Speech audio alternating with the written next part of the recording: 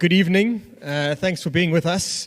My name is Kelvin Massingham. I'm Director of Adaptation and Resilience at FSD Africa, and FSD Africa is the Secretariat of the Nairobi Declaration on Sustainable Insurance.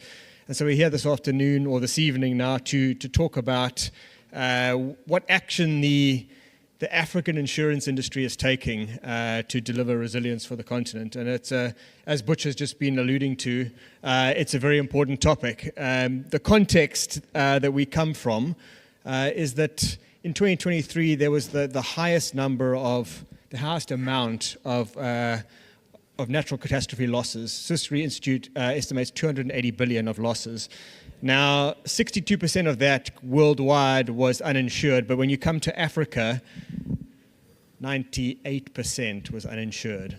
So there's only 2% of the natural catastrophes that are currently being insured. So there's this massive protection gap that we need to do something about, and the insurance industry obviously needs to respond to that. And it's part of the reason why we formed the Nairobi Declaration on Sustainable Insurance, is to develop African solutions to this big risk protection gap. If you look at investment flows into climate, in Africa, that's currently sitting at around $30 billion a year. Now, that represents 3% of global climate finance that's going to the most vulnerable continent. And if you compare that to what's needed for the NDCs, so if you add up all the African NDCs, it's about 270 billion a year, and we know that's way underestimating adaptation costs in many countries. And so you've got about, the 30 billion is like 10% of what's required for the NDCs to hit the Paris Agreement and the adaptation needs. So both on the underwriting side and on the asset management side, on the investment flow side, there's this huge gap, which is a problem, but also represents a massive opportunity. And so that's really why part of the reason why we formed the Nairobi Declaration on Sustainable Insurance 3 years ago, is to respond to this, not only to mitigate the risks, but also to take advantage of the opportunities. Nairobi Declaration on Sustainable Insurance was started in Nairobi, as the name suggests, at a UNEP PSI market conference, and it was convened by ICEA Line, and it started with just 7 signatories. It's since very rapidly grown to now 230 signatories across 36 countries in Africa. So this momentum, this groundswell of commitment by the African insurance industry to develop solutions, African solutions that deal with these problems. And so it's a very active group of insurance industry stakeholders, leaders, and we're going to hear from some of them today. And there's a broad range of activities that are going on, a lot of capacity building, so kind of learning and development, webinars. There's development of ESG strategies for companies. There's work on developing specific sustainable insurance products with specific companies. We'll hear about some of that today. So a lot of activity going on, and really Nairobi Declaration is about taking action. And so we're going to talk about some of that action today. And we've got some of the leading insurance companies. Unfortunately, Patty from Namibri had a conflict, and so couldn't join us. And Emeka had from Continental Re, was also supposed to join the panel, had to rush off to the airport for an emergency board meeting back in Lagos. And so we have a limited panel, but we're going to have a good discussion. So, Ange, over to you. Thank you, Kelvin. Thank you very much. I see the clock is ticking and it's a short time, but thank you so much. And please do indulge us. It's a graveyard shift, and we need to get some discussions ongoing. Kelvin, you come back again to the panel. You've just given us a nice introduction on the NDSI, its objectives, and our mandate and our commitment towards building resilience and adaptation. But let's discuss more. You mentioned opportunities. Let's discuss more about the opportunities we have to scale up insurance solutions in ways that can increase resilience and adaptation. We've discussed issues around pricing, affordability, protection gap being still wide, which needs to be narrowed down. But can we unpack more from your views and perspective and experience on how we can scale up insurance going forward? Great. So I think we're seeing lots of innovation that's happening within the insurance market to kind of deal with this. so maybe if we start with the investment side and kind of de-risking of investment flows, insurance plays a very vital role in the capital stack in doing that. And I think a good example is one that Phillip is leading in Kenya. And maybe Phillip, you can talk more about it. But it's a geothermal underwriting pool to de-risk early stage development drilling in the geothermal space. And so for investors that are wanting to come in and drill and search for commercial wells, it's an insurance solution that kind of de-risks that early stage development drilling and enables the investment to flow and kind of unlocks it. And so in kind of driving more investment in Africa in the green industry, insurance plays, I think, a really vital role, and we're starting to see, those type of solutions being developed by African players. This is a consortium of Kenyan insurers that's come together to provide the capacity on their balance sheets to underwrite these risks. We're also seeing the similar consortiums coming together to pool agricultural or climate risk, and the type of parametric insurance products that ARC really specializes in, and you guys have been leading the way in kind of developing that. But we're seeing the domestic insurance markets also coming together, forming consortiums and pooling risk to cover both at a sovereign level, which is what a lot of ARC does, but also at a aggregated level, and so we're seeing more and more of those solutions being developed. We're seeing the regulation enable that in many markets, and so I think on the climate side there's plenty happening. On the nature side as well, we're seeing kind of new types of products being developed to protect natural assets. We're seeing carbon market insurance solutions being developed to protect the physical assets, but also to protect the buyers from fraud and these type of things. So as those carbon markets develop, new insurance solutions are coming. We're seeing things like human-wildlife conflict cover being developed for communities that live in direct kind of interaction with nature, with wildlife, and the normal reaction is to kill the wildlife if it's causing damage to crops or to human life. But if there's an insurance product that incentivizes you to keep the animals alive, and you get compensated if something happens to your crops, that creates an ecosystem that can work together. And so these are some of the solutions that we're seeing local insurers bring to bear, and so it kind of opens up a whole new space. Thank you, Kelvin. So I have one little issue that I have. Insurance is a business we're competing. We compete for resources, we compete for funding, for markets. Yet we must collaborate, right? Can we unpack more about how do we collaborate in ways that are actually sustainable for the future? Because I think for us, it's a big issue. At least for ARC, we know that, when we're looking at funding flows, there's so much people coming through, for the same funding flows to support, those who can afford insurance, etc. There's competition and there's collaboration. Talk to us about that. So I think, the first thing to say is that when you look at the insurance market in Africa, very little of it is actually retained on the continent. A large amount of it is reinsured off to the European markets. And so actually, there's a huge opportunity for African insurers to retain more of the risk. And because the climate and the nature space is so massive, not one insurer can take all of that on their balance sheet. And so actually in this space, there is a huge opportunity to collaborate. And this is where I think consortiums really make sense, is to come together and to share the risk on your balance sheet, and to enable the domestic insurance industry to then retain more risk rather than reinsuring it. Can I add a comment? I think Phillip wants to come in to support that. Yeah. Yes, I think there'll be an immediate bias to collaboration because of the capacity. And then if you look at the penetration, if you look at Kenya, you talk about 2-3% across East Africa. It's just around that sort of opportunity.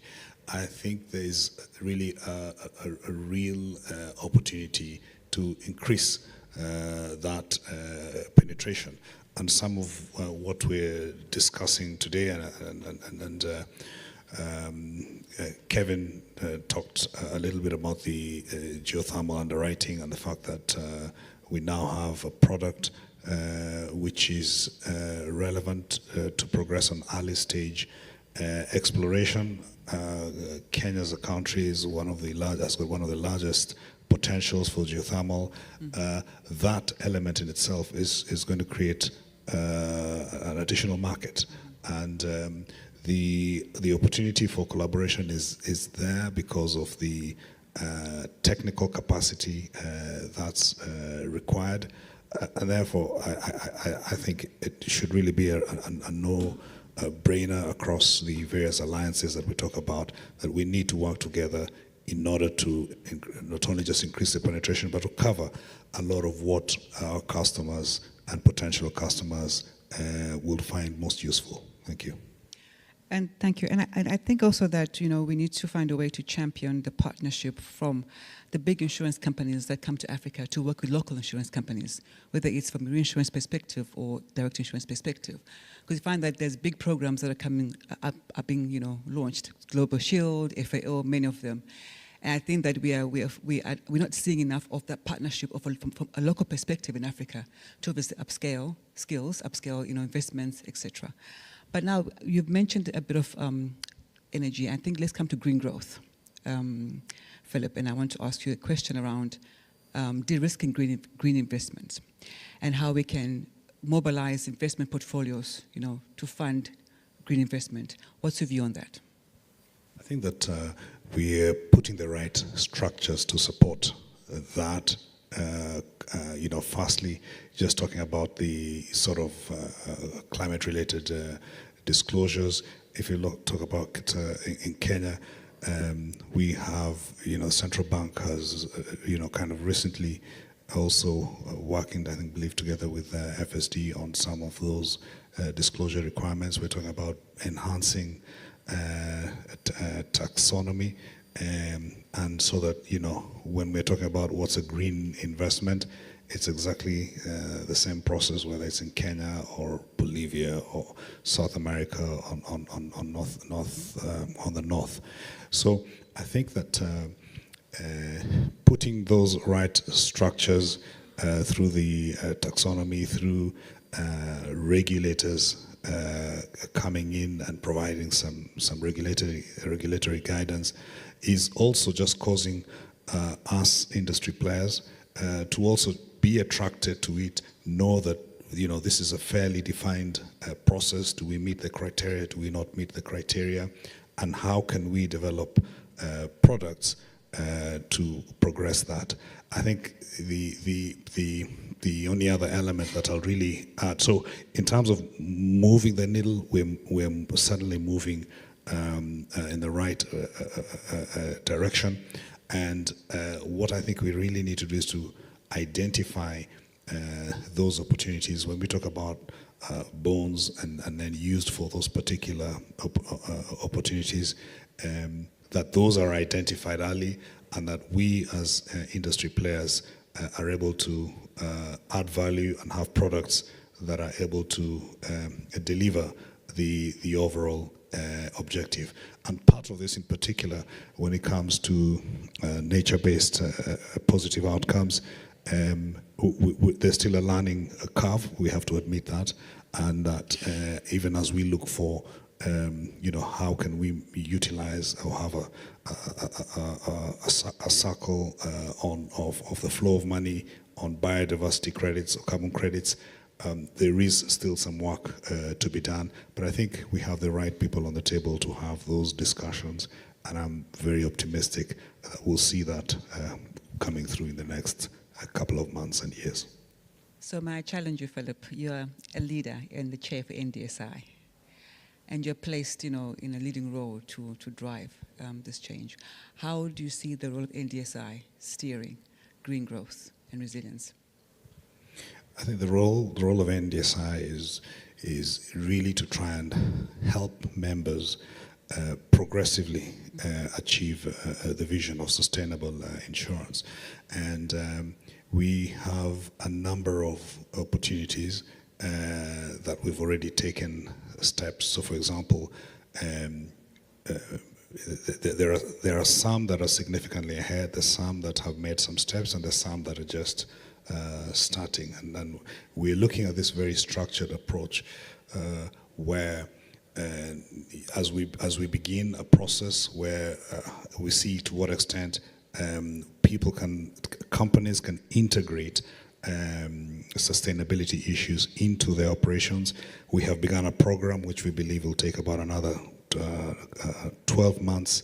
So building capacity and setting up the structures, getting the aligning the taxonomies is placing us on the runway to scaling up sustainable insurance. And I think that generally has been quite a bit of a challenge, and part of the great attraction that many members are signing up is because in terms of there's economies of scale in terms of how we meet together, and we've got working groups covering quite a number of specific areas, but we see ourselves positioning ourselves based on how far the groups of companies are, and having opportunities and just setting back and saying by 2030 we're looking to have $14 billion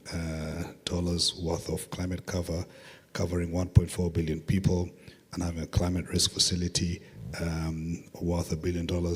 We have that set out in the vision, and we want to carry people along by building that capacity and getting like-minded individual institutions to sign up to NDSI.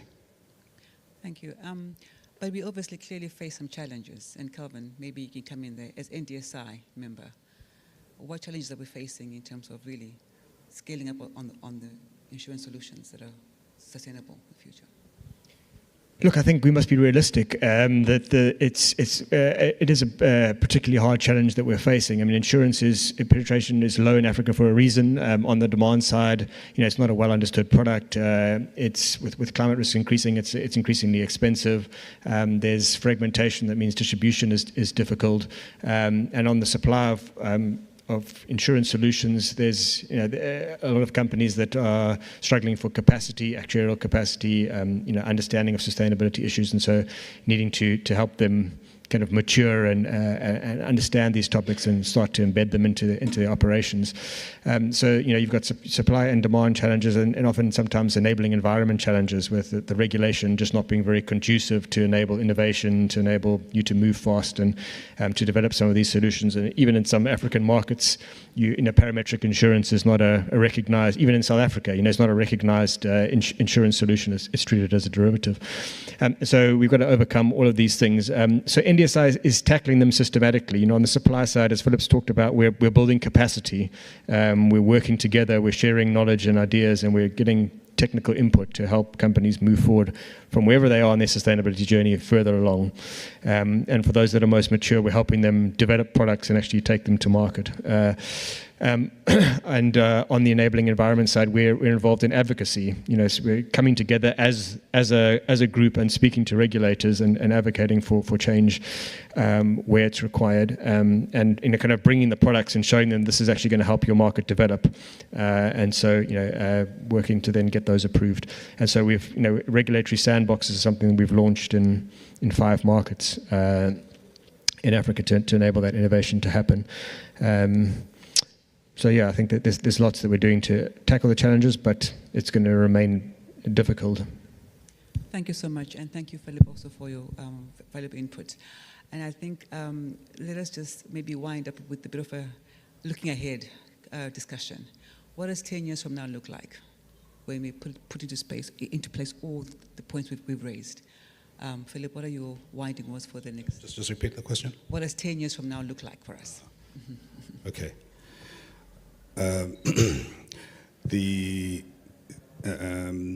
I'll give it a guess because I would say I don't know, but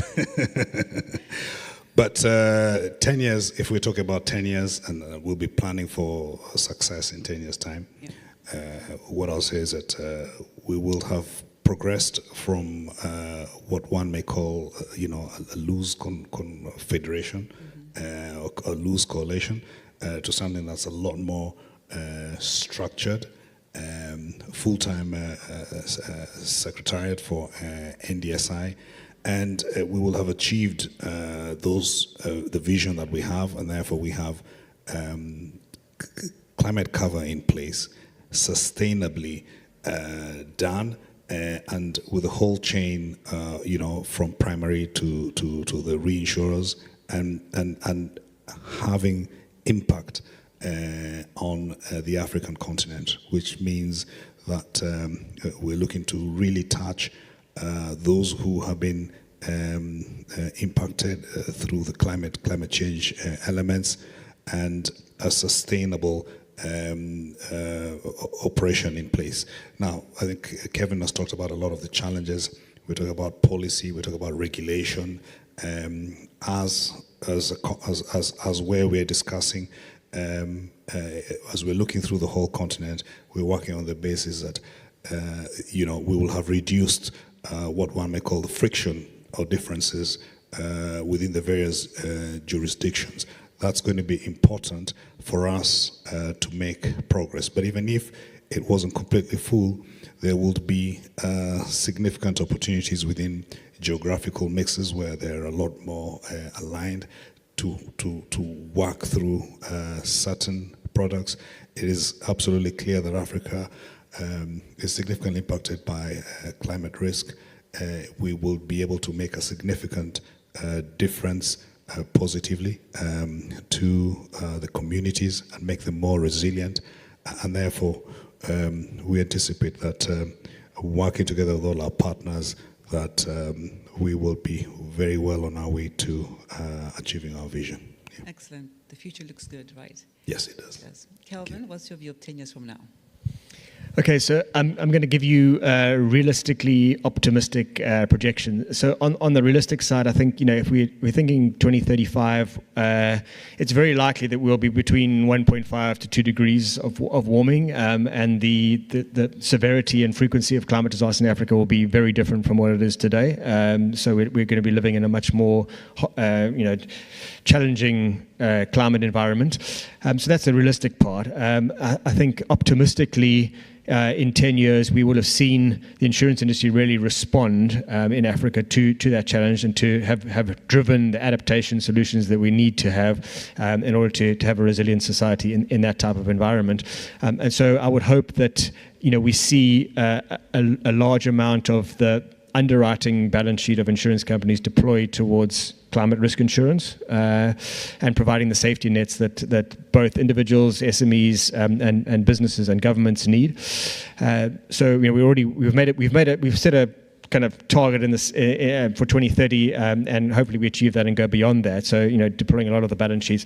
I think on the asset side, what we'd hope to see is that where the assets of insurers in Africa largely sit in government bonds at the moment, and so sort of fairly lazy investments, I would say, that there's a huge amount of deployment of that towards adaptation infrastructure, towards green growth, towards driving the type of green economies that create jobs, and as well as resilience in Africa. And so I think both on the underwriting and asset management side, hopefully we've really transformed the industry by 2035. Thank you. We have a few minutes to hear from the audience. Are there any questions or comments? One or two?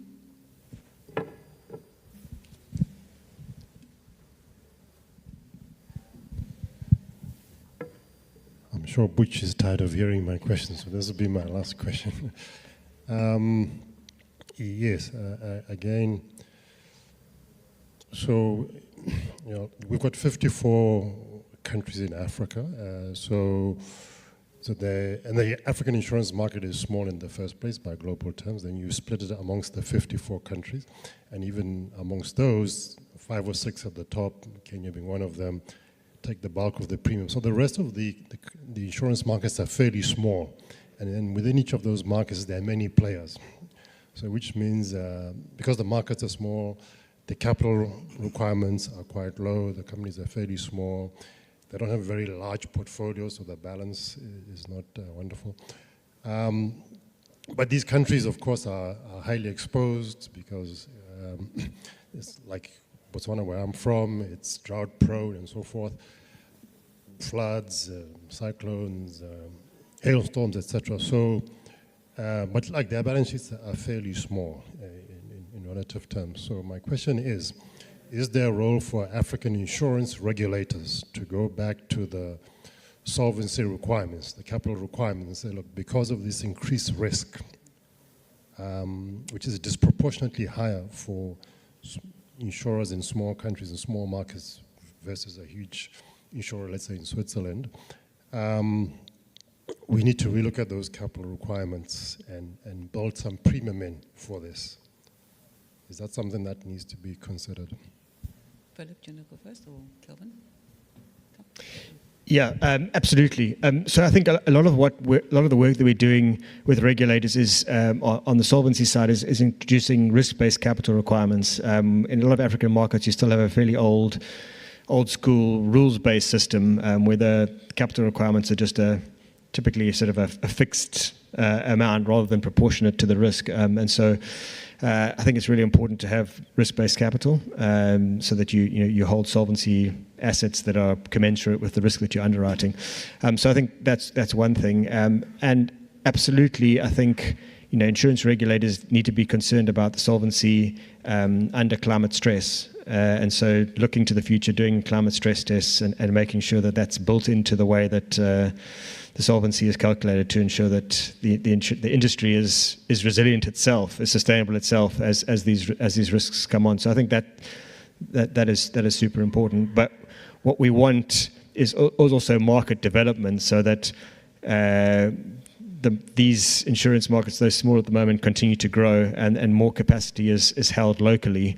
So that's really what NDSI is also trying to drive, that we're not reinsuring these risks offshore, but the solutions and the capacity is developed locally.